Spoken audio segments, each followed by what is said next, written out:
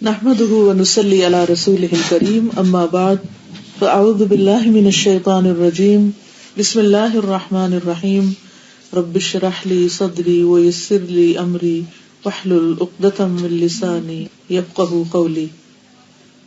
اللہ سبحانہ وتعالی نے ہمیں پیدا کیا اور ہماری ضرورت کی تمام چیزیں اس دنیا میں اتاری. اسی لیے ایک انسان اپنی زندگی کے پہلے دن سے لے کر بلکہ زندگی کے شروع ہونے سے بھی پہلے ماں کے پیٹ سے لے کر مرتے دم تک اپنا رزق پورا کرتا ہے. اس رزق میں صرف کھانا پینا نہیں بلکہ اور بھی بہت سی ضروریات. انسان کی کچھ ضروریات کھانے پینے سے تعلق رکھتی ہیں, کچھ اس کے جذبات کی ضروریات ہیں, کچھ اس کے ذہن کی ہیں, کچھ مادی ہیں, کچھ روحانی ہیں. اللہ سبحانہ تعالیٰ نے ہر ضرورت جہاں پیدا کی وہاں ضرورت کو پورا کرنے کا انتظام بھی فرمایا.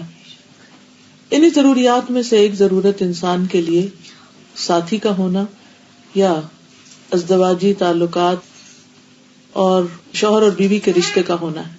اللہ تعالیٰ نے جب آدم علیہ السلام کو پیدا کیا تو اس کے بعد سب سے پہلے ان کے لیے ان کی بیوی کو پیدا کیا, ایک کمپینین کو پیدا کیا. اور یہ ایک انسان کی بالکل ایک فطری ضرورت ہے. اللہ تعالیٰ نے ان کو گرل فرینڈ اور بوائے فرینڈ کی شکل میں پیدا نہیں کیا, صرف دو دوست نہیں بنایا بلکہ ان کے درمیان شوہر اور بیوی کا رشتہ قائم کیا اور اسی کے ساتھ وہ دنیا میں اترے. یعنی دنیا میں صرف آدم علیہ السلام نہیں اترے بلکہ ان کے ساتھ حوا بھی اتری. اور اس دن سے اللہ تعالیٰ نے دنیا میں پھر بہت سے لڑکے اور لڑکیاں پیدا کیے اور پھر ان کے درمیان کس قسم کا تعلق ہونا چاہیے ہر شریعت میں اس کے متعلق واضح ہدایات دی گئی. دونوں کو ایک دوسرے کے لیے محبت اور رحمت کے رشتے میں باندھا گیا اور محبت اور رحمت کا ذریعہ بنایا گیا. جیسا کہ سورۃ الروم میں آتا ہے کہ اللہ تعالیٰ کی نشانیوں میں سے من آیاتہ ان خلق لکم من انفسکم ازواجا لتسکنوا الیہا, کہ اس کی نشانیوں میں سے ہے کہ اس نے تمہارے لیے جوڑے پیدا کیے تاکہ تم ان سے سکون پاؤ. تو شادی جو ہے یہ بیسیکلی اللہ سبحانہ تعالیٰ نے انسان کے لیے باعث سکون بنائی. یعنی شادی کا اصل مقصد کیا ہے کہ ہسبینڈ وائف ایک دوسرے کے لیے باعث سکون ہو. اور وجعل بینکم مودۃ ورحمۃ, اور اس نے تمہارے درمیان محبت اور رحمت پیدا کری. اسی محبت اور رحمت کی وجہ سے انسان جوانی کے علاوہ بڑھاپے میں بھی ایک دوسرے کا بہترین مددگار ہوتا ہے. اور یہ دراصل مطلوب ہے کہ اس تعلق کے اندر ایک دوسرے کے لیے سکون بھی ہو, محبت بھی ہو, رحمت بھی ہو, ایک دوسرے کی کیئر بھی ہو, ایک دوسرے کی ضروریات کا احساس بھی ہو اور ان کو پورا کرنے کے لیے انسان قربانی کرنے والا بھی ہو. اسی لیے ہم دیکھتے ہیں کہ ہمارے دین میں شوہر اور بیوی دونوں کے کچھ حقوق ہیں اور کچھ فرائض ہیں. ایک کا فرض دوسرے کا حق ہوتا ہے اور دوسرے کا فرض پہلے کا حق ہوتا ہے.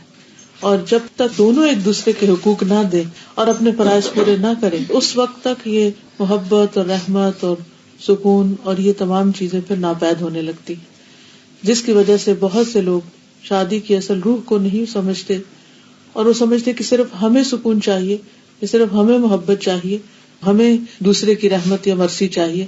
جبکہ اللہ تعالیٰ نے جعل بینکم, تمہارے درمیان اس کو رکھا, نہیں دو طرفہ تعلق ہے یہ. اور جب ایک کے اندر اس میں سے کوئی کمی آتی تو دوسرے کی طرف سے بھی بعض اوقات کمی آنے لگتی ہے اور بعض اوقات وہ کمی آتے آتے بالکل سیچوریشن پوائنٹ پر رشتے پہنچ جاتے ہیں اور تعلق ختم ہو جاتے ہیں. تو اس لیے بہت ضروری ہے کہ ہم شادی سے پہلے جہاں اور بہت طرح کی تیاریاں کرتے ہیں وہاں ان حقوق اور فرائض کی بھی یاد دہانی کر لیں. اصل میں یہ لیکچر جو میں دینے والی ہوں یہ سننا تو لڑکے اور لڑکی کو چاہیے, لیکن وہ دونوں اس وقت موجود نہیں ہیں, مگر ان کی وجہ سے ایک سبب پیدا ہو گیا کہ جو آلریڈی شادی کے رشتے میں پروئے ہوئے ہیں یا شادی کے رشتے میں پروئے جانے والے ہیں وہ یاد دہانی کر لیں کہ کیا وہ اپنے فرائض پورے کر رہے ہیں, کیونکہ ہر ایک کو ریمائنڈر چاہیے ہوتا ہے. سب سے پہلے عورتوں کی ذمہ داریوں کے اوپر بات کروں گی, پھر عورتوں کے حقوق پہ بات کروں گی.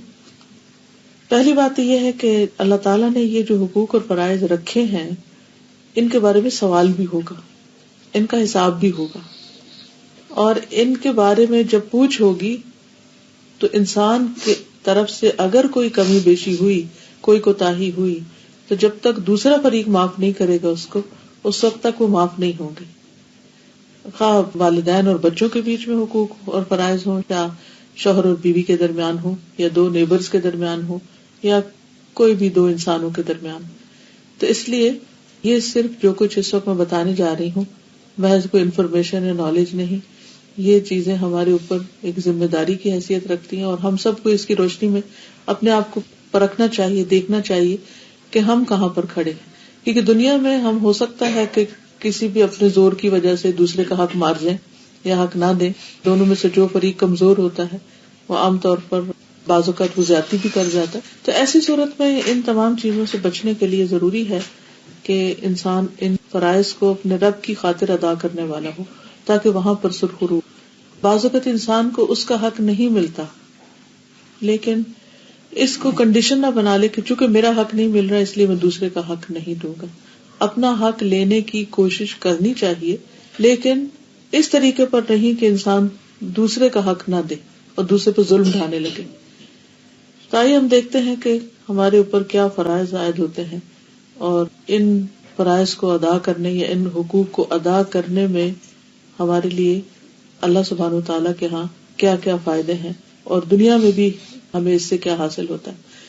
سب سے پہلی بات یہ ہے کہ شوہر کا حق ادا کرنا ایمان کی حلاوت کا باعث ہے. یعنی یہ ایمان کا ایک حصہ ہے، اس سے ایمان کی مٹھاس حاصل ہوتی.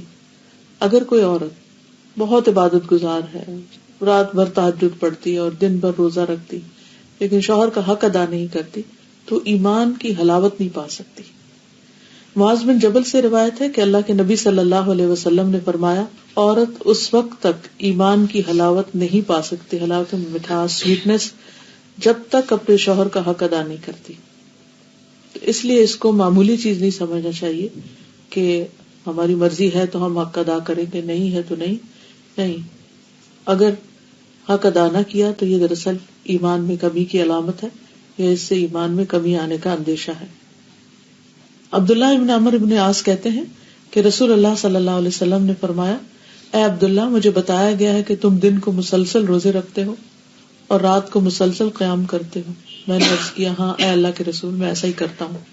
آپ نے فرمایا ایسا نہ کرو، روزہ رکھو بھی اور رات کو بھی قیام بھی کرو اور آرام بھی کرو، اور کبھی روزہ نہ بھی رکھو، کیونکہ تیرے جسم کا بھی تجھ پر حق ہے، تیری آنکھوں کا بھی تجھ پہ حق ہے، اور تیری بیوی کا بھی تجھ پر حق ہے.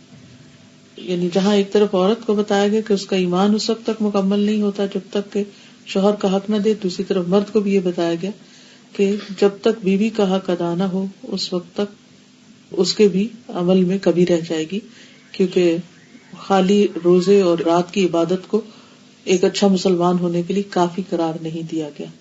آپ نے نہیں فرمایا اچھا تم تو بہت اچھا کر رہے ہو اور ایسے ہی کرتے چلے جاؤ. آپ کو سمجھ آ گئی کہ جو شخص روز روزہ رکھنے والا اور رات بھر وہ اللہ کی عبادت کرنے والا ہو وہ لازماً حقوق العباد سے غافل ہوگا. پھر اسی طرح دونوں کا ایک دوسرے پر یہ بھی حق ہے کہ وہ ایک دوسرے کے راز فاش نہ کریں، ایک دوسرے کی باتیں یا سیکرٹ جو آپس کے ہیں وہ کسی تیسرے تک نہ جانے دیں. قرآن پاک میں آتا ہے کہ ہن لباس لکم وانتم لباس لہم، تم ان کا لباس ہو وہ تمہارا لباس ہے. یعنی ایک دوسرے کو ڈھانکنے والے، ایک دوسرے سے قریب ترین رشتے والے. اب جسم اور لباس کے بیچ میں کوئی تیسری چیز نہیں ہوتی. اسی طرح ہسبینڈ وائف کے ریلیشن شپ میں کوئی تیسرا نہیں ہونا چاہیے، خواہ وہ ماں باپ ہی کیوں نہ ہو. کہ چھوٹی چھوٹی باتیں ان سے نہیں شیئر کرنی چاہیے، اور خاص طور پر جو پرائیویٹ لائف کے واقعات ہوتے ہیں یا جو ہسبینڈ وائف کے کلوز ریلیشن شپ کے چیزیں ہوتی ہیں وہ تیسرے شخص تک، چاہے فرینڈز ہوں یا بہنیں ہوں یا ماں باپ ہوں، کسی تک نہیں جانی چاہیے. ابو سعید خدری کہتے ہیں رسول اللہ صلی اللہ علیہ وسلم نے فرمایا، قیامت کے دن اللہ کے نزدیک سب سے برا شخص وہ ہوگا جو اپنی بیوی کے پاس جائے اور بیوی اس کے پاس آئے اور پھر وہ اپنی بیوی کے راز کی باتیں لوگوں کو بتائے. یعنی بالکل جو پرائیویٹ ریلیشن شپ ہے اس کو لوگوں میں بیٹھ کے، مجلسوں میں بیٹھ کے یا اپنے فرینڈز میں بیٹھ کر ڈسکس کرے. ایسا شخص جو ہے قیامت کے دن اللہ سبحانہ وتعالیٰ کے نزدیک سب سے بدترین شخص ہوگا. پھر اسی طرح یہ کہ زندگی کے جتنے بھی بوجھ ہیں، جو بھی ذمہ داریاں ہیں، دونوں کو مل کر اٹھانی چاہیے. یہ نہیں کہ شوہر سارے کا سارا کام بیوی پہ ڈال دے کہ کماؤ بھی خود اور پکاؤ بھی خود اور لاؤ بھی خود اور سب کچھ خود کرو اور بچوں کی تربیت بھی سارا تمہارا ہی ذمہ ہے. یہ بھی ایک بہت بڑی زیادتی کی بات ہے، اور اپنے فرض کو ادا نہ کرنا یہ بھی دراصل بیوی کے حقوق میں کمی کا باعث. اور اسی طرح اگر بیوی کوئی بھی ذمہ داری نہیں لیتی اور شوہر کی کوئی بھی ڈیمانڈ پوری نہیں کرتی تو یہ بھی دراصل ایک زیادتی کی بات ہے اور شوہر کے حق میں کمی کی. پھر اسی طرح بعض اوقات یہ بھی ہوتا ہے کہ جیسے اولاد کی تربیت ہے یا گھر میں لین دین ہے یا اور معاملات ہیں، وہ سارے کے سارے کسی ایک فریق پر آ جاتے ہیں، اور خاص طور پر ہمارے کلچر میں بعض اوقات یہ ساری عورتوں ہی کی ذمہ داریاں ڈال دی گئی کہ اسے بچوں کو اسکول لینا بھی اور چھوڑنا بھی اور سودا سلف لانا بھی اور پکانا بھی اور سرو بھی کرنا اور خاندانوں کو بھی سنبھالنا اور باقی سارے کام بھی عورت کی ذمہ داری ہو گئے. تو اللہ سبحانہ وتعالیٰ نے یہ سب کچھ عورت کے اوپر نہیں ڈالا. اور پھر اگر بچوں کے اندر کوئی کمی بیشی ہے یا ان کی تعلیم میں اپس اینڈ ڈاؤن ہوتے ہیں تو اس میں بھی پھر عام طور پر عورت کو بلیم کر دیا جاتا ہے کہ تم نے خیال نہیں رکھا یا تم نے اپنی ذمہ داری پوری نہیں کی. حالانکہ حدیث میں آتا ہے کہ بہترین تحفہ جو والد اپنے بچوں کو دے سکتا ہے وہ اچھا اخلاق ہے، اچھا ادب. یعنی بہترین ادب سکھانا جو ہے وہ باپ کا بہترین تحفہ ہے. یعنی عام طور پر باپ دن رات کمانے میں لگے رہتے ہیں، وہ سمجھتے ہیں کہ اگر ہم زیادہ سے زیادہ بچوں کو کھلونے لا دیں گے یا ان کو آؤٹنگ پہ لے جائیں گے یا باہر کھانا کھلا دیں گے تو اس سے شاید ہمارے فرائض پورے ہو جائیں یا ان کو جو ٹائم دینے کا ہمارا ذمہ ہے وہ ادا ہو جائے. تو اس کے بارے میں یہ ہے کہ ان چیزوں سے صرف ذمہ داریاں پوری نہیں ہوتی، وہ اس سے آگے بڑھ کر ان کی دنیا اور آخرت کی فکر کرنے ہی سے ادا ہوگی. پھر خوشگوار تعلقات کے لیے بیوی کی ذمہ داری یہ ہے کہ وہ اپنے رب کے حق کے ساتھ ساتھ شوہر کا حق ادا کرے. رسول اللہ صلی اللہ علیہ وسلم نے فرمایا، اس ذات کی قسم جس کے ہاتھ میں میری جان ہے، عورت اس وقت تک رب کا حق ادا نہیں کر سکتی جب تک شوہر کا حق ادا نہ کرے. تو وہ رب کو خوش نہیں کر سکتی جب تک کہ شوہر کو خوش نہ کرے. عورت اگر پالان پر سوار ہو یا اونٹ پر بیٹھی ہوئی ہو اور اس کا شوہر اسے بلائے تب بھی اسے انکار نہیں کرنا چاہیے، اس کی بات ماننی چاہیے. پھر اسی طرح شوہر کی عزت اور احترام بھی ضروری ہے. یہ سمجھا جاتا ہے کہ شاید یہ صرف پاکستانی کلچر ہے، یہ ہمارے معاشرے میں ہے. ایسا نہیں ہے. ہمارے دین نے ہمیں یہ سکھایا ہے کہ ٹھیک ہے کہ دونوں ایک دوسرے کے ساتھی ہیں، ایک دوسرے کے لیے سکون کا باعث ہیں، لیکن اللہ تعالیٰ نے مرد کو ایک درجہ اوپر رکھا ہے. قرآن پاک میں وَلِلرِّجَالِ عَلَيْهِنَّ دَرَجَةٌ کہہ کے یعنی دونوں کے حقوق ہیں، عورتوں کے بھی حقوق ہیں، مردوں کے بھی حقوق ہیں، لیکن مردوں کا ایک درجہ زیادہ رکھا تاکہ گھر کا انتظام اور جو زندگی کا ایک سفر ہے وہ بہترین طریقے سے آرگنائزڈ وے میں چلے. کیونکہ کوئی بھی آرگنائزیشن ایک ہیڈ کے بغیر نہیں چل سکتی، اور کسی بھی آرگنائزیشن میں اگر دو لوگوں کو برابر کا ہیڈ بنا دیا جائے تو بھی کام نہیں چلتا. تو اس لیے مرد کا چونکہ ایک درجہ زیادہ ہے، اس لیے درجہ جہاں زیادہ ہوتا ہے وہاں رسپانسبلٹی بھی زیادہ ہوتی ہے اور وہاں پھر ایک حق بھی زیادہ ہوتا ہے اور وہاں رسپیکٹ بھی دینا ضروری ہوتا ہے. تو یہاں پر حضرت ابو ہریرہ کی روایت ہے، نبی اکرم صلی اللہ علیہ وسلم نے فرمایا، اگر میں اللہ کے علاوہ کسی دوسرے کو سجدہ کرنے کا حکم دیتا تو بیوی کو حکم دیتا کہ وہ شوہر کو سجدہ کرے. یعنی حکم دیا نہیں گیا، لیکن اس سے یہ پتہ چلتا ہے کہ شوہر کا حق کتنا بڑا ہے. لیکن اس کا یہ مطلب نہیں ہے کہ وہ شوہر کی ہر الٹی سیدھی غلط بات سب مانتی رہے. اس میں جو ٹھیک ہوگا اس کو ماننا لازم، اور جو غلط ہے اس کو ماننا ضروری نہیں ہے. عبد الرحمن بن عوف کہتے ہیں کہ رسول اللہ صلی اللہ علیہ وسلم نے فرمایا، جو عورت 5 وقت نماز پڑھتی ہو، ماہ رمضان کے روزے رکھتی ہو، اپنی شرمگاہ کی حفاظت کرتی ہو، اپنے شوہر کی اطاعت کرتی ہو، اس سے کہا جائے گا کہ جنت کے جس دروازے سے چاہو داخل ہو جاؤ. لیکن یہ جو شوہر کی اطاعت کی بات ہے یہ معروف میں ہے، کیونکہ ایک عام اصول کی بات ہے کہ لا طاعۃ لمخلوق فی معصیۃ الخالق، کہ کسی مخلوق کی اطاعت جائز نہیں جہاں خالق کی نافرمانی ہو. یعنی جہاں اللہ تعالیٰ کی نافرمانی ہو رہی ہو وہاں پر شوہر کی فرما برداری ضروری نہیں ہے. پھر اسی طرح یہ ہے کہ عورت کے اوپر یہ بھی ذمہ داری عائد ہوتی ہے کہ وہ اپنے شوہر کی اطاعت کے ساتھ ساتھ اس کی خدمت بھی کرے. جس طرح شوہر گھر سے باہر سب کچھ کمانے کا ذمہ دار ہے، تو اسی طرح عورت گھر میں آرام اور سکون فراہم کرنے کی بھی ذمہ دار ہے. حسین بن محسن سے روایت ہے کہ ان کی پھوپھی کسی کام سے رسول اللہ صلی اللہ علیہ وسلم کی خدمت میں حاضر ہوئی. آپ نے ان کا نام پوچھنے کے بعد فرمایا، کیا تم شادی شدہ ہو؟ اس نے عرض کیا، جی ہاں. پھر آپ نے دریافت کیا، تمہارا اپنے شوہر کے ساتھ کیسا رویہ ہے؟ انہوں نے عرض کیا، میں نے کبھی ان کی اطاعت اور خدمت میں کسر نہیں چھوڑی سوائے اس چیز کے جو میرے بس میں نہ ہو.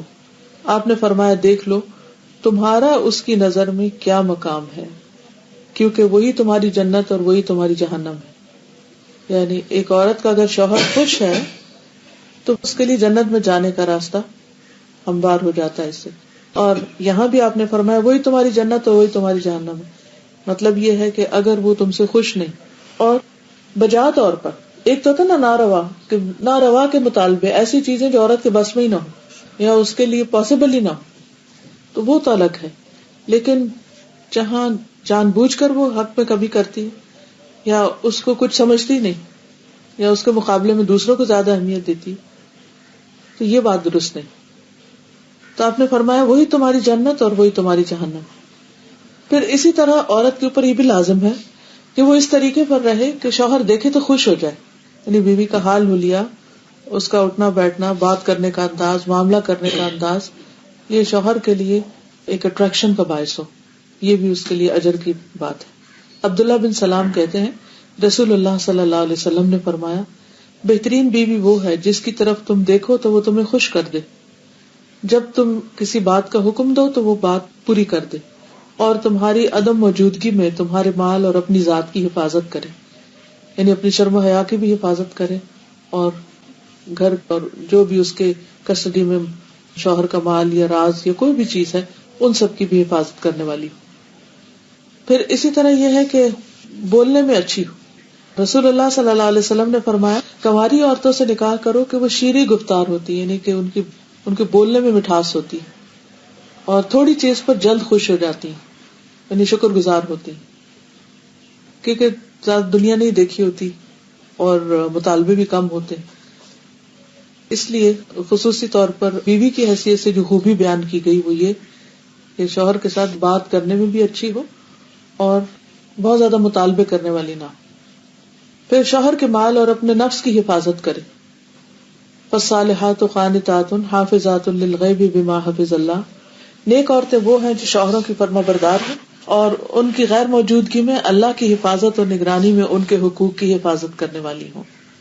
یعنی صرف سامنے نہیں بلکہ ان کے پیچھے بھی ان کے حقوق کی حفاظت کرتی، یعنی شوہر کو چیٹ کرنے والی نہ ہو، دھوکہ دینے والی نہ ہو.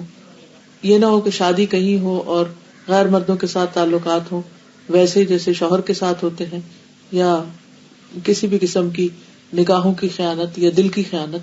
تو ان چیزوں سے بھی بچنا چاہیے، چاہے کوئی انسان نہ بھی جانتا ہو، لیکن اللہ سبحانہ تعالیٰ کی نظر سے کوئی بھی نہیں چھپ سکتا. پھر اسی طرح یہ ہے کہ شوہر کو راضی کرنا ضروری ہے. رسول اللہ صلی اللہ علیہ وسلم نے اس بارے میں خاص طور پر عورت کو وارن کیا ہے.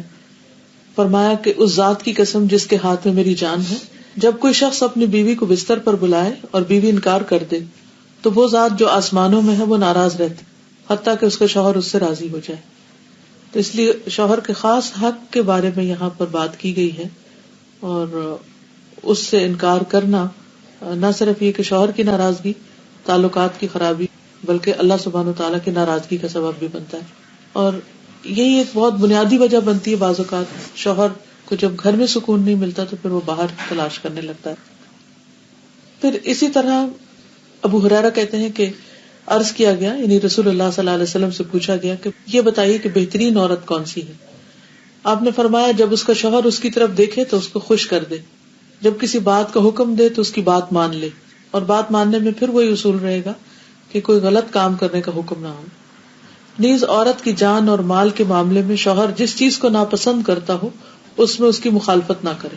یعنی اگر شوہر کو کسی خاص قسم کا لباس پسند ہے تو ایز لانگ ایز وہ شریعت کی حد کے اندر ہے تو عورت کو وہ پہننا چاہیے. اگر کہیں جانے کی بات ہے یا گھر کو کسی خاص انداز میں رکھنے یا کوئی شادی شدہ زندگی میں بہت سارے معاملات باہم ایک دوسرے کے ساتھ مل کے کیے جا رہے ہوتے ہیں، تو ایسی تمام چیزوں میں شوہر کے ساتھ تعاون اور اس کی مدد اور اس کو خوش کرنا جو ہے وہ لازم ہے. پھر اسی طرح ایک اور روایت میں آتا ہے کہ دو قسم کے لوگ ایسے ہیں کہ ان کی نمازیں ان کے سروں سے اوپر نہیں اٹھتی. وہ غلام جو اپنے مالکوں سے بھاگ جائے یہاں تک کہ واپس آ جائے، اور وہ عورت جس نے اپنے شوہر کی نافرمانی کی ہو یہاں تک کہ رجوع کر لے. یعنی اگر کسی جائز بات میں خواہ میں ضد لگائی ہوئی ہے اور نہیں بات مان رہی ہو، اس وقت تک اگر وہ شادی کے رشتے میں ہے تو پھر نمازیں بھی اور عبادت بھی رزق پر. یعنی اللہ تعالیٰ اپنا حق بھی اس وقت تک قبول نہیں کرتے جب تک وہ بندوں کا حق ادا نہ کرے. پھر اسی طرح آپ دیکھیے کہ عورت کو یہ بھی کہا گیا کہ وہ شوہر کی اجازت کے بغیر نفلی عبادت نہ کرے، یعنی نفلی روزے رکھنے یا نفل پڑھنا وغیرہ. حدیث میں آتا ہے کہ عورت کے لیے اپنے شوہر کی موجودگی میں اس کی اجازت کے بغیر نفلی روزہ رکھنا جائز نہیں، اور نہ ہی اپنے شوہر کی اجازت کے بغیر کسی مرد کو گھر میں آنے کی اجازت دی. کیونکہ اس سے بھی شکوک و شبہات پیدا ہوتے ہیں.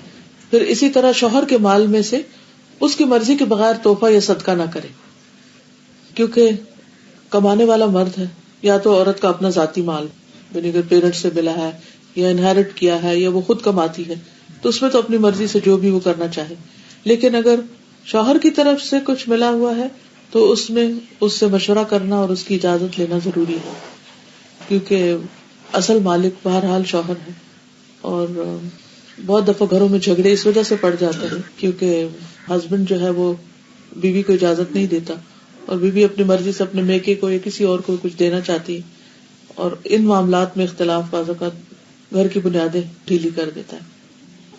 سوال ہی پیدا ہوتا ہے کہ اتنی ساری چیزیں کیوں بتائی جا رہی ہیں کہ عورت ایسا نہ کرے، ایسا نہ کرے، ایسا نہ کرے، تاکہ ان تمام چیزوں سے بچا جا سکے جس سے گھریلو جھگڑے پیدا ہوتے ہیں. اور گھر کا جھگڑا جو ہے یا گھر کا فساد جو ہے وہ صرف دو لوگوں کو متاثر نہیں کرتا، وہ دو خاندانوں کو متاثر کرتا اور پھر آنے والی نسلوں کو بھی. تو اس لیے اس معاملے میں بہت کیئرفل ہونے کی ضرورت ہے. پھر اسی طرح یہ ہے کہ شوہر کی اجازت کے بغیر نامحرموں سے گفتگو سے بھی بچنا چاہیے. حضرت علی بن ابی طالب سے روایت ہے کہ رسول اللہ صلی اللہ علیہ وسلم نے خاوند کی اجازت کے بغیر عورتوں سے ان کے گھروں میں گفتگو سے منع کیا ہے. اگر شوہر کو یہ بات پسند نہیں کہ عورت کسی مرد سے بات کرے تو عورت کو نہیں کرنی چاہیے، کہ بعض اوقات انہی چیزوں سے پھر جھگڑے پیدا ہو جاتے. پھر اسی طرح شوہر کا ایمان بڑھانے میں مدد دینی چاہیے. صوبان کہتے ہیں کہ جب یہ آیت نازل ہوئی کہ جو لوگ سونا اور چاندی جمع کر کے رکھتے ہیں اور اسے اللہ کی راہ میں خرچ نہیں کرتے، تو وہ کہتے ہیں کہ اس وقت ہم لوگ رسول اللہ صلی اللہ علیہ وسلم کے ساتھ کسی سفر میں شریک تھے، تو ان کے صحابہ میں سے کسی نے پوچھا کہ سونا اور چاندی کے متعلق تو حکم نازل ہونا تھا، وہ ہو گیا، اب اگر ہمیں یہ پتہ چل جائے کہ بہترین مال کون سا ہے سونے چاندی کے علاوہ تو ہم وہی رکھ لیں گے. یعنی سونا چاندی جمع کرنے کی تو یہاں ممانعت آئی ہے، اور خاص طور پر جب اس کی زکوٰۃ نہ دی جائے. تو اگر کوئی اس سے بہتر اور چیز ہے تو پھر ہم اس کی طرف توجہ کریں. تو آپ نے فرمایا سب سے افضل مال ذکر کرنے والی زبان، شکر کرنے والا دل اور ایمان والی بیوی. یہ سونے چاندی سے بھی بہتر چیز ہے جو اس کے ایمان پر مدد کرنے والی، یعنی اس کو نیکی کی طرف ہمت بندھانے والی. بعض اوقات خواتین کہتی ہیں کہ یہ تو مردوں کی ذمہ داری ہے کہ وہ ہمیں سیدھے رستے پہ رکھیں، نہ کہ ہماری ذمہ داری کہ ہم انہیں رکھیں اور ہم انہیں سپورٹ کریں. تو اس سے یہ پتہ چلتا ہے کہ اگر کوئی عورت ایسا کرتی ہے کہ وہ اپنے شوہر کی ہدایت کا ذریعہ بنتی ہے تو اس کی قدر و قیمت سونے چاندی سے بھی زیادہ ہے. پھر اسی طرح یہ ہے کہ جیسے حضرت عائشہ اور حضور صلی اللہ علیہ وسلم کا باہمی تعلق تھا، اس میں آتا ہے کہ عبید کہتے ہیں کہ میں نے حضرت عائشہ سے عرض کیا آپ نے رسول اللہ صلی اللہ علیہ وسلم کی جو سب سے عجیب بات دیکھی ہے وہ بتائیے. تو وہ کچھ دیر خاموش رہے، پھر فرمایا کہ رسول اللہ صلی اللہ علیہ وسلم نے ایک رات فرمایا عائشہ مجھے چھوڑ دو، آج کی رات میں اپنے رب کی عبادت کروں. اب آپ دیکھیے آپ چاہتے تو خود ہی کر لیتے، لیکن حضرت عائشہ سے ایک طرح سے اجازت لے رہے ہیں کیونکہ یہ ان کا حق تھا کہ ان کے پاس رہیں. میں نے کہا مجھے آپ کے پاس رہنا بھی پسند ہے اور آپ کی خوشی بھی پسند ہے. چنانچہ آپ اٹھے اور وضو کیا، نماز پڑھنے کھڑے ہو گئے. حضرت عائشہ کہتی ہیں کہ آپ نے مسلسل رونا شروع کیا یہاں تک کہ آپ کی گود تر ہو گئی، یعنی آنسو سے. کہتی ہیں کہ آپ نماز میں بیٹھے روتے رہے، آپ کی داڑھی تر ہو گئی. پھر آپ برابر روتے رہے یہاں تک کہ زمین بھی تر ہو گئی. یعنی جب بیٹھ کے روئے تو گود تر ہو گئی، جب زمین پہ سجدے میں روئے تو زمین تر ہو گئی. اتنے میں بلال رضی اللہ عنہ آپ کو فجر کی نماز کے لیے بلانے آ گئے. تو انہوں نے جب آپ کو روتے ہوئے دیکھا تو عرض کیا اللہ کے رسول آپ روتے ہیں، اللہ نے تو آپ کے اگلے پچھلے سارے گناہ معاف کر دیے. تو آپ نے فرمایا کیا میں اللہ کا شکر گزار بندہ نہ بنوں؟ یعنی یہ شکر کے آنسو تھے. آج رات مجھ پر ایک ایسی آیت نازل ہوئی ہے، تباہی ہے اس کے لیے جو اسے پڑھے اور اس پر غور و فکر نہ کرے. اور وہ ان فی خلق السماوات والارض واختلاف اللیل والنہار، سورۃ آل عمران کی آخری آیات. پھر اسی طرح یہ ہے کہ مشکل حالات میں شوہر کا ساتھ دے، اور اس میں حضرت اسماء کی مثال ملتی ہے کہ وہ کس طرح حضرت زبیر کے ساتھ ان کے کھیتوں پر کام کرواتی تھی. وہ کہتی ہے کہ حضرت زبیر کا ایک گھوڑا تھا اور میں اس کی دیکھ بھال کرتی تھی، اور میرے لیے گھوڑے کی دیکھ بھال سے زیادہ سخت کام کوئی نہیں تھا. اور اس طرح ان کے اونٹ کے لیے گٹلیاں کوٹتی، اس کا چارہ بناتی، اونٹ کو پانی پلاتی. اور آپ کو پتا ہے کہ اونٹ جو ہے وہ بہت زیادہ پانی پیتا ہے، اور وہ پانی پلانے کے لیے ظاہر کہیں سے نکال کے اس کے سامنے رکھتی ہوں گی. ان کے ڈول کو سیتی. پھر نبی صلی اللہ علیہ وسلم نے اس کے کچھ ہی عرصے کے بعد میرے پاس ایک خادم بھیج دیا. وہ گھوڑے کی دیکھ بھال سے میں بری ذمہ ہو گئی، تو مجھے ایسا لگا جیسے انہوں نے مجھے آزاد کر دیا، یعنی اتنا بڑا کام مجھ سے۔ اس سے پتہ چلتا ہے کہ خواتین نے گھر سے باہر بھی کام کیے ہیں حسب ضرورت، اور جب سہولت میسر آئی تو چھوڑ بھی دیے۔ پھر اسی طرح وہ حضرت زبیر کے کھیت میں بھی کام کرتی تھی، کھجور کی گٹلیاں سر پہ لاد کے لاتی تھی، اور وہ کہتے ہیں کہ وہ زمین میرے گھر سے 3 فرسخ 9 میل دور تھی، اور یہ سارا فاصلہ وہ پیدل طے کرتی تھی۔ اس سے اندازہ کریں کہ کس قدر ہارڈ ورک تھا۔ پھر اسی طرح بد اخلاقی اور بد زبانی سے دور رہے۔ اب یہ جو بد زبانی ہے یہ عام طور پر بہت سے کام خراب کرتی ہے۔ انسان کی زبان ہی ہوتی ہے جو اس کو عزت دیتی ہے، اور زبان ہی ہوتی ہے جو اس کو ذلیل کر دیتی ہے۔ اگر ایک زبان انسان کنٹرول کر لے تو اللہ تعالیٰ اور بندوں دونوں کے سامنے انسان سرخرو ہو جاتا ہے۔ رسول اللہ صلی اللہ علیہ وسلم نے فرمایا 3 قسم کے آدمی دعا تو کرتے ہیں لیکن ان کی دعا قبول نہیں ہوتی۔ ان میں سے ایک وہ آدمی جس کی بیوی بد اخلاق ہو اور پھر اسے طلاق نہ دے، یعنی یہاں تک حکم ہے کہ ایسی عورت جو بدتمیز ہو، بد اخلاق ہو، بد زبان ہو، وہ اس لائق نہیں کہ پھر وہ کسی ایسے شوہر کی بیوی بن کر رہے کہ جو خود ایسا نہ ہو۔ یہ بد زبانی جو ہے یہ صرف دنیا کو جہنم نہیں بنا دیتی بلکہ اس کی آخرت کے لیے بھی بہت سخت نقصان دہ ہے۔ یہاں تک آتا ہے کہ بعض اوقات انسان زبان سے ایک ایسا کلمہ نکالتا ہے کہ جس کی وہ پرواہ نہیں کرتا کہ اس نے کتنی بڑی بات کہہ دی، تو اس کی وجہ سے وہ جہنم کی اتھاہ گہرائی میں جا پڑتا ہے۔ تو اس لیے انسان سوچ سمجھ کر بات کرے۔ پھر اسی طرح یہ ہے کہ بد دعائیں نہیں دینی چاہیے، نہ اپنے آپ کو، نہ بچوں کو، نہ شوہر کو، اور نہ کسی اور کو، کیونکہ اگر کوئی دوسرا بد دعا کا مستحق نہ ہوا تو وہ بد دعا واپس پلٹے گی، جس نے دی ہے اسی کو آ کے لگے گی۔ رسول اللہ صلی اللہ علیہ وسلم نے فرمایا بد دعا نہ دیا کرو، نہ اپنے اوپر، نہ اپنی اولاد پر، نہ خادموں پر، نہ مالوں پر۔ کہیں ایسا نہ ہو کہ وہ قبولیت کی گھڑی ہو کہ جس میں اللہ تعالیٰ سے مانگا جائے تو وہ دعا قبول ہو جائے اور پھر انسان خود ہی پچھتائے۔ پھر اسی طرح ایک اچھے شوہر کے اندر کیا خوبیاں ہونی چاہیے اس کے بارے میں بھی ہمیں کچھ رہنمائی ملتی ہے۔ حسن بصری کہتے ہیں کہ اللہ کے نزدیک پسندیدہ بندے وہ ہیں جو اپنے اہل و عیال کو سب سے زیادہ فائدہ دینے والے ہوں، یعنی کہ اچھا شوہر کون ہے؟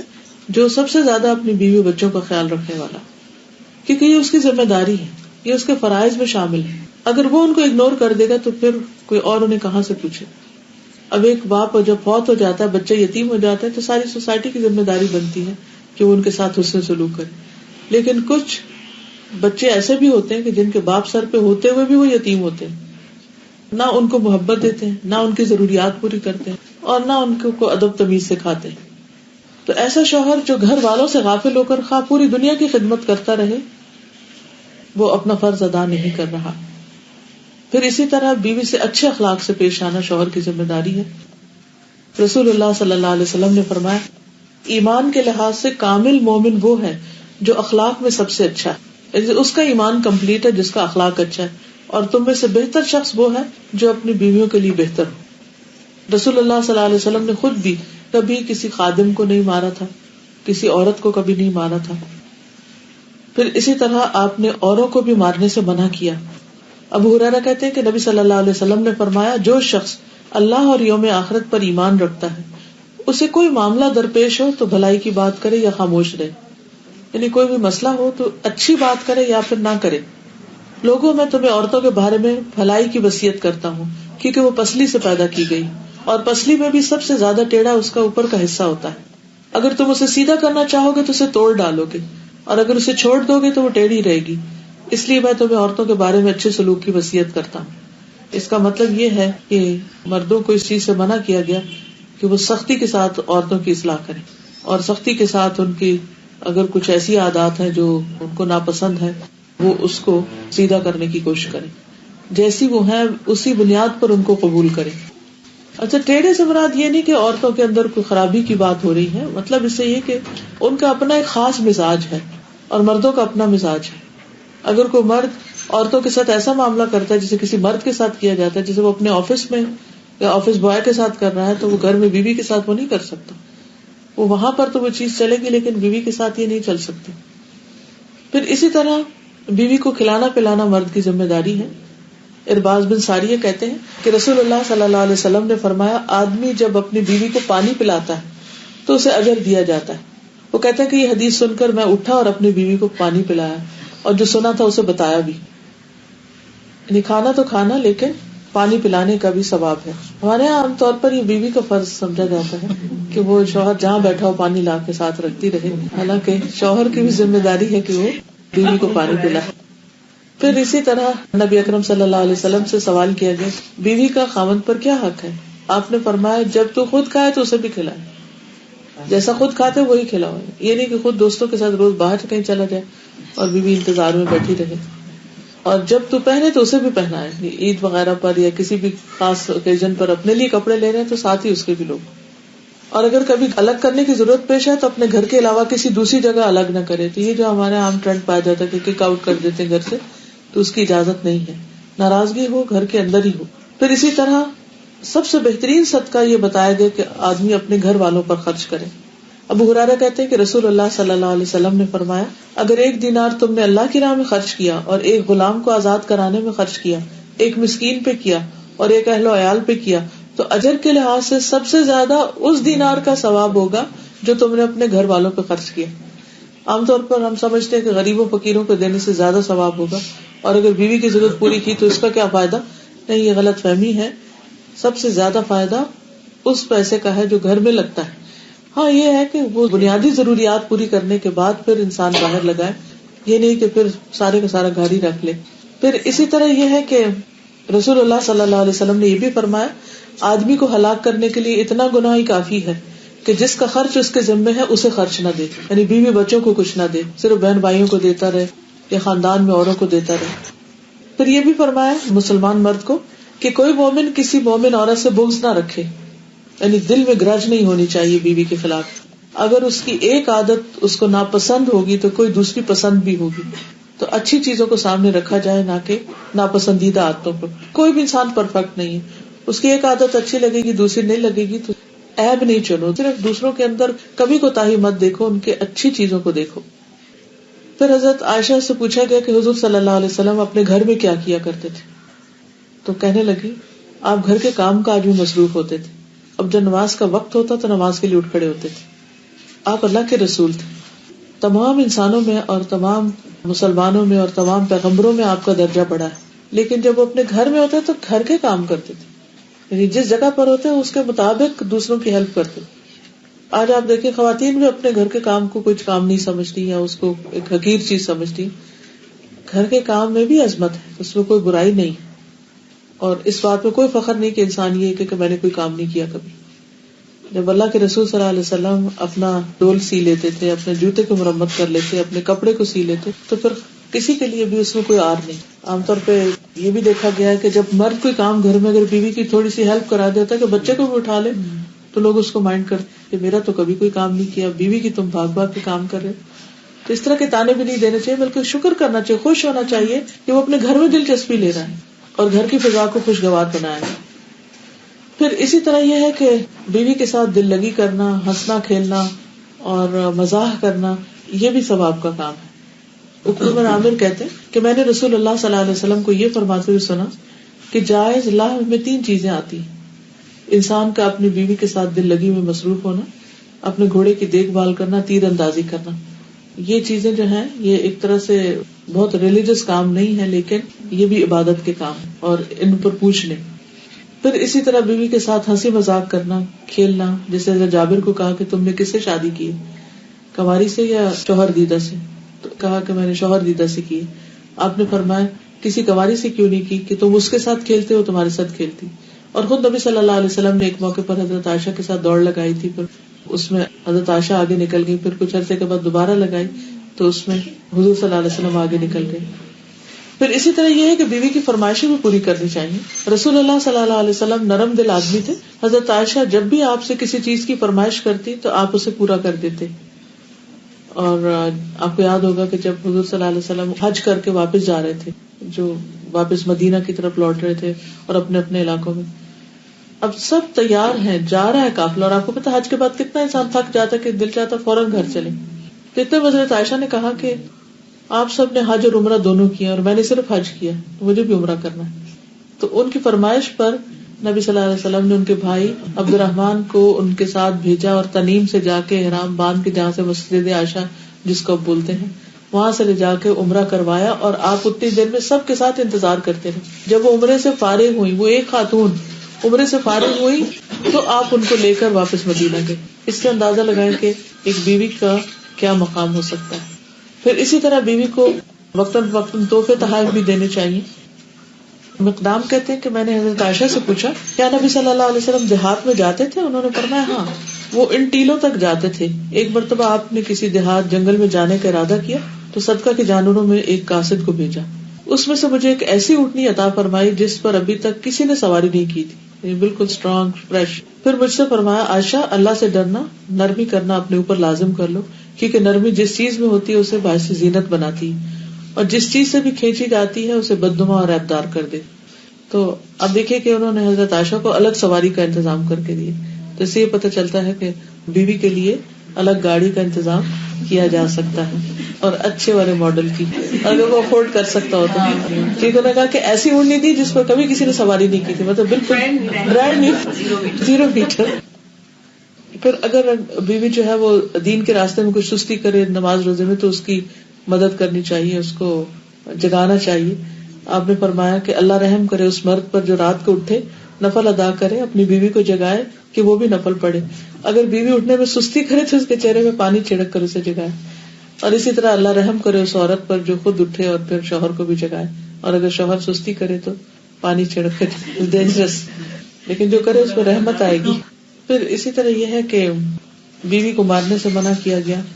بیوی کے رشتہ داروں اور سہیلیوں سے حسن سلوک. حضرت خدیجہ کی بہن حالہ ایک دفعہ آئی تو حضور صلی اللہ علیہ وسلم بہت ہی خوش ہوئے اور ان کو حضرت خدیجہ بہت یاد آئی. تو فرمایا کہ اللہ یہ تو حالہ ہے, یعنی ان کا آنا اور آؤٹ لک ایسا لگا کہ جیسے حضرت خدیجہ آ گئی. تو حضرت عائشہ کہتی ہے مجھے یہ دیکھ کر بہت رشک آیا. میں نے عرض کیا آپ قریش کی بوڑھی عورتوں میں سے ایک بھاری گالوں والی عورت کو یاد کرتے ہیں, لمبی مدت ہوئی وہ انتقال کر چکی, اللہ نے آپ کو اس سے بہتر بیوی عطا کی. تو بہرحال جب آپ کوئی بکری وغیرہ ذبح کرتے یا کوئی چیز آپ کے پاس لائی جاتی تو آپ فرماتے فلاں کو دے آؤ, فلاں عورت کو دے آؤ, وہ فلاں خدیجہ کی سہیلی تھی, فلاں کو دے آؤ, وہ خدیجہ سے محبت کرتی تھی. صرف زندگی میں نہیں بلکہ ان کے فوت ہونے کے بعد بھی ان کو یاد کرتے اور ان کی دوستوں کے ساتھ اس نے سلوک کرتے. یہ تھی چند باتیں اس مختصر وقت میں یاد دہانی کی. اللہ تعالیٰ سے دعا ہے کہ وہ ہمیں عمل کی توفیق عطا فرمائے.